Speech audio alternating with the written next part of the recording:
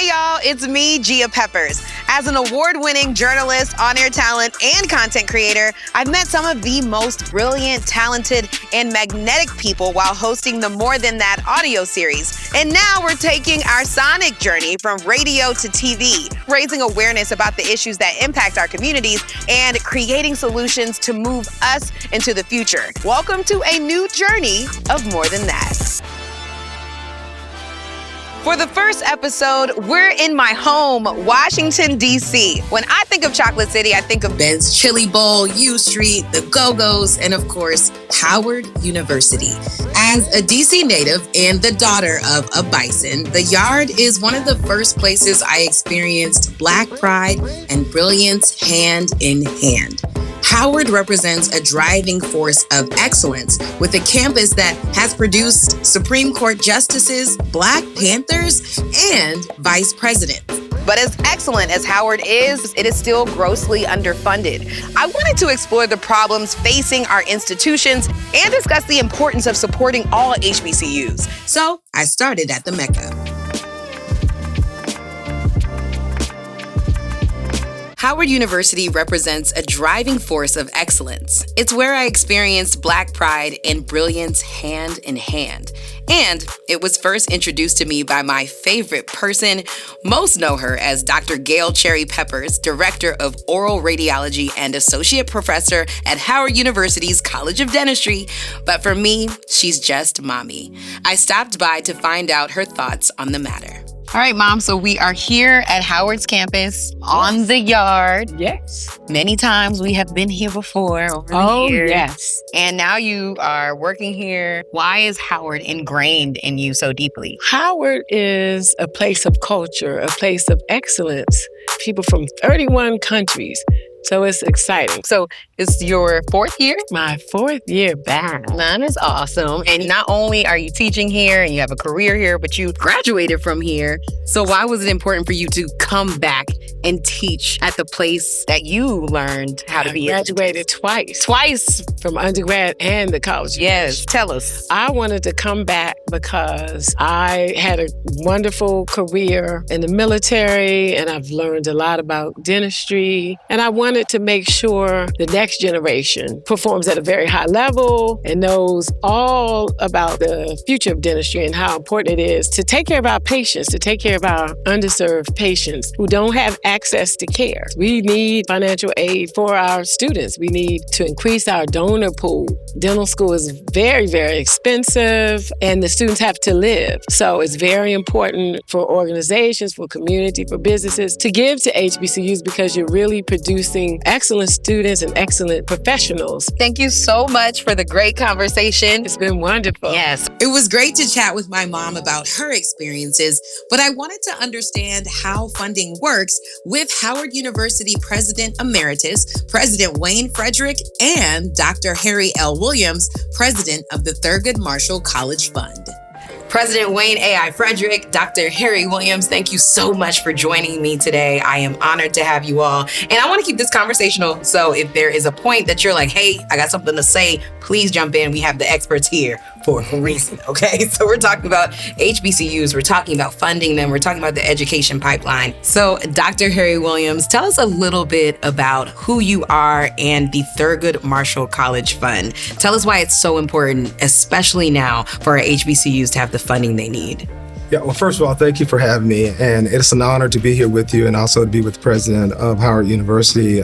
We get up every day at the Thurgood Marshall College Fund. I have the best job in the world. I get to advocate on behalf of 47 public historically Black colleges and universities in this country with the sole purpose of focusing in on our Black students who are attending these institutions to provide opportunities for scholarships that would remove barriers. One point I want to make, without HBCUs, there wouldn't be a Black middle class as we know it today, period. So the fact that these institutions are still here and they're still underfunded, America should be just rolling in resources to support these institutions because we provide an uplift. And we've been doing that for over 150 years. Now, President Frederick, at Howard University, students receive exceptional education. I mean, I know I'm a product of a student who has received, shout out to my mother, but how does proper school funding in the Black higher ed space directly impact the Black experience and Black wealth? We talked about the Black middle class. What's your take on that as well? Well, it's significant, and data shows that. For instance, Howard sends more African Americans to medical school than any other institution in this country, and has produced more Black physicians than any other institution in this country. So if you look at life expectancy right here in Washington, D.C., if you're a Black man in Ward 708, you live 22 years less than a white woman in Ward 3. Black doctors in Black communities actually increase life expectancy and increase health outcomes. So it's directly impacted. So if you fund students to come to these institutions, you're funding better care for that community. You're funding generational wealth. You're funding opportunities that otherwise wouldn't exist. And the numbers are very scary in terms of funding. So Howard University over the past 2.5 decades has sent more African Americans from undergrad to STEM PhDs, more than MIT, Stanford, Harvard, and Yale combined. The combined endowment of those 4 institutions, as of probably yesterday, was about $160 billion. Billion. And Howard's endowment is just under $1 billion. So it has an impact. Everywhere you look, there's a continuous impact, and that funding is critical, and that's the gap in funding. My goodness. Ooh, them stats just made me mad, honestly. Like, I can understand why this work is so important. Yeah. And even though, like, you turn on any mainstream channel right now, there's going to be somebody talking about how their major company funds an HBCU initiative, but it's still lacking in comparison to these institutions that have been around. How do we continue to make noise about it? In what ways can we as a community even rally and make sure that we're creating momentum around even raising funds? Well, what I think, we have this moment right now that's happening. The very unfortunate incident that took place in 2020 with George Floyd and Breonna Taylor that shook this country, and that put a spotlight on the inequities that exist within the African American community. And corporate America responded, the federal government responded, and the question we keep hearing, when is going to end? When will this attention to our HBCUs end? And I really believe in the core of my being that HBCUs, there may be some type of fatigue when it comes to the question around diversity, equity, and inclusion, but there is no HBCU fatigue. There is no fatigue about the quality of these institutions. And if you make the investment in these institutions that they need, and they have been underfunded for 150 years, and we're not even close. When you were behind, you got to keep funding, keep pushing this. We have an opportunity to keep this spotlight on HBCUs and the quality that's coming out of these institutions. You all have been so great today. Thank you so much for being here, and thank you so much for your expertise, your voices, and your experience, and the ways that you work with us and for us. There's not enough thank yous in the world, but thank you both for serving the way that you do. Thank you. Thank you. One amazing thing about this city is when policies take too long to implement, our community always steps in. And there's no better example of that than my dear friend, community trailblazer, and owner of the Spice Suite, Angel Gregorio. The DC native and Howard alum recently purchased Black and Fourth, a strip mall in Washington, D.C.'s Northeast neighborhood that serves as an incubator and a hub for Black-owned businesses. Okay, so Angel, I am so excited to be here. Your business empire started with the Spice Suite. So let's talk about your business evolution a little bit. How did the Spice Suite come about, and what was so important about that first part of your business? So the Spice Suite was probably one of the most serendipitous things I've ever done, right? Like, I had no desire to open a spice shop. I was an assistant principal at a high school. Incredible. Loved it, love kids still. And then I was walking down the street one day and I saw a for lease sign. Something told me to call the landlord to inquire about the rent for the space in my old location. And then about 3.5 weeks later, I opened the Spice Suite. That was almost 8 years ago. But I knew when I opened that I couldn't afford it, right? Like I knew I could afford the rent, but I couldn't afford to run a shop, right? Like I couldn't afford to pay people. And so I created this business model called Spice Girling. They're not singers. They're not them. No, not those Spice Girls, but they're a tribe of Black women who have their own unique businesses, and they pop up here regularly and sell their products. And in exchange for having a place to sell their products regularly, they work at the Spice Suite for me. And so there's this community-centric vibe about the Spice Suite where we consistently bring people along on a journey with us and allow other business owners to be supported by our space as we are supported by them. It's my favorite thing about like even your old location. Every time I would go, there'd be a different person. Yeah. Like popping up, selling something. And so you evolve to this new space and you're almost in this like new iteration of the Angel Empire. And it's Black and Forth. Yeah. This new moment. Talk to me about what Black and Forth is and why you had to evolve. So Black and Forth is the idea of going back and forth for Black business owners, right? Like that is what I've done. That's what the Spice Girls are. It's this symbiotic relationship, and it kind of epitomizes the, kind of who we are and what we do here. But the actual space Black and Forth is a strip mall, which feels so weird to say. But we are a spice shop and then 4 other businesses that are owned by Black women that are on the property that I lease to them. And this is about legacy, right? It's about impact. It's about impacting the culture. As a native Washingtonian, right? It's important to me to do this here in the city that raised me because I feel like DC is the most intensely gentrifying city in the country, right? Like that's what the data shows. We know that. And so it's only a matter of time before it becomes almost like a myth, right? That there are these Black women who own businesses and have space in DC. And so I wanted to solidify a piece of this block for us. And so I bought it. Baby, the way we need you. Because when we grew up here, it was Chocolate City for real. Like every block had, if not mostly Black families, at least half Black families. Absolutely. And now it's like you walk around and you're like, dang, what happened to this block? Like it looks totally different. And so I think that business model is so incredible, especially as a native Washingtonian, as a Black woman, as a person who now has the responsibility to create safe space for our community that still wants to feel safe here. Is that something that you had in mind as well when you were thinking about building this for the Black community that still is here? Yeah, I wanted to create a space for us, right? Like that was very Black, which is why there's a sign outside that says made in DC by a Black woman. I wanted that to be unmistakable. That sign is also printed on every product in the store. But I also wanted to have a cultural impact in terms of preserving DC culture, right? So we had Backyard Band performing at the grand opening, right? Because go-go is DC.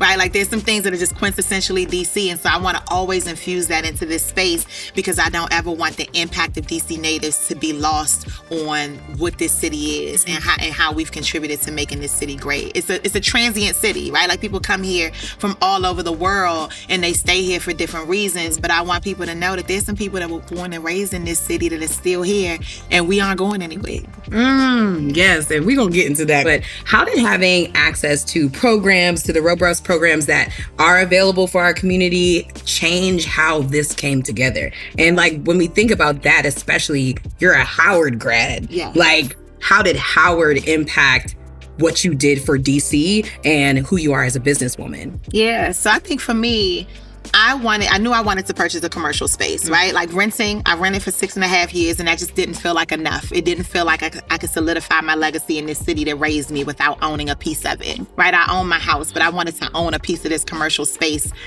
because I needed to infiltrate, right? It's a very white-owned space to be a commercial developer in this city. And so I wanted to show people what it looks like to do something and not look like the person they thought could do it. I do recognize because I'm the face of my brand, I have a responsibility to bring other people along and make sure that I'm not the last one. So I help to create some programming to ensure that other Black people can purchase commercial space. And a lot of that is what I learned at Howard, right? Like Howard is the Mecca, right? And so I know a lot of people debate whether a PWI or HBCU are the right space for them. And for me, it's like I have the rest of my life to be a minority. for the 4 years that I'm going to pay this whole lot of money to a college, like I want to be surrounded by Black excellence. And I think that's important because we don't get to see it enough. And so to see the range of beautiful, amazing Black people, not just as your colleagues or your peers in class, but even your professors. Yes. Like everybody looks like you. It's almost like a fantasy, like this like marvel, Like a utopia. It's like a utopia, really. And I know people see the highlights, especially with Howard, right? Like our homecoming is everybody's homecoming, but every day on campus really does feel like that. Yeah, I mean, Howard, just growing up there for the 18 years of my life, like I attended Howard for life. It just shaped everything about me, and it informed how I walk into the world. And so I see that in you every day. And that's my favorite thing about the DC area is that like you get Black excellence on the whole scale. You get Black or extraordinary and ordinary, like all the things. And I'm so grateful that we get women like you who stand in the gap. You have shattered every ceiling. You have broken every barrier. You are quite literally like the ideal businesswoman, and you did it in your own way. And I think that's what's so inspiring. I know hundreds of thousands of people follow you online, but even the people who don't follow you, who just get a glimpse of the angel magic, the angel wings, if you will. And I think it's so beautiful to watch. So you're such an inspiration. I just love you so much. If I've learned anything in my journalism career, it's that nothing is solved with one conversation. But I'm bringing my guests together to spark more ideas about the future and funding of HBCUs. It's been a long day, so we grabbed some oohs and ahs, which offers some of the best soul food in DC. I have to ask you all, why is there such a major difference on your campuses, especially at HBCUs? The quality that exists at these institutions, when you leave there, you are ready to tackle the world and you don't have any fears. Because that constant excellence, being part of the environment, when you're walking around on those campuses and you see all these names of these great giants, African-American giants, and you can see yourselves doing those things. And that's what HBCU can do, and I can guarantee you that. Yes. You have to push excellence and make a mark. Howard University and the HBCU market is great, and we need funding to help get more minorities in these communities. We know that to date, General Motors has helped to contribute $1 million to the Thurgood Marshall College Fund Teacher Quality and Retention Program. How does that help to sustain what you all are trying to do with the Thurgood Marshall College Fund? General Motors and other corporations giving to HBCUs, that's critical to the success and helping to remove barriers, because we still have challenges financially in our community to pay for college. And that's why you need scholarships. So this is one example of a major corporation saying, yes, I want to invest, but yes, I want to invest unrestricted so you can give those dollars to students in need from that perspective. What would you say to those people who want to start building a growth mindset, a wealth mindset in their house today to create a pathway to success? If you have someone that's getting ready to go to college, or you have someone that's thinking about college, you got to be talking about it in your household. Go to an HBCU campus. Find one in your community. We have 101 in the United States, and you can find one and just walk on the campus and look at the names on the wall, on the buildings. And all those names are going to be names that look like you. We need to also show young people examples of Black excellence every day. Right? I need to see somebody in my community who looks like me, which is why I'm committed to going back, right? I spend a lot of my times in youth jails and in communities giving back and serving, because I know that they need to see somebody who speaks like them, who doesn't code switch, who can speak their language and understand them, and not somebody who who never had to overcome anything, go to college, right? That's easy. You show me somebody who was raised in a 2-parent household, both parents went to college and they graduated, of course you should. How dare you not? Right? But show me somebody who overcame something and they went on and went to college. Those are the kids who really need to see the examples of Black excellence more than anybody else. The others are going to be excellent by default. Right. What would you like to see done next in a perfect HBCU culture with the next steps? Where we are right now with HBCUs, our brand is at the highest it's ever been. I mean, it's extremely positive. When you say HBCUs, people, they react to it. And this is our moment to leverage that, to encourage others to share with them what we already know. Now they're getting a peek, looking inside, but we've always known that these institutions have produced quality and excellence at the highest level. Yes. When so when you're looking at next steps, I just think continue to lift up these institutions to create that sustainability, and we'll see more and more people coming to our great institutions. I would echo that, right? I think for me, though, as a Bison alumni twice, right? I went to Howard undergrad and grad school, which just means they get all my money. I would also love to see HBCUs be the first choice, right? I feel like a lot of times HBCUs are like the backup for a lot of students, and they aren't seen as elite and prestigious. They're seen as like, it's a good school for an HBCU. Right? And it's like, no, Howard is an elite institution, period. Yeah. Right? Across all boards. Like, we can look at it that way and not just this like second tier thing that we do when we talk about colleges. We talk about colleges as a whole and then HBCUs as if they're not a part of the broader conversation.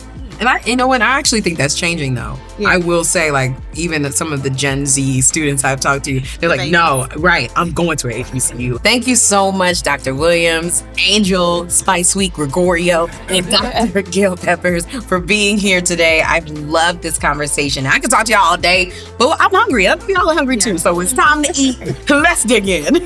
All right. Thank you for having us. Thank you.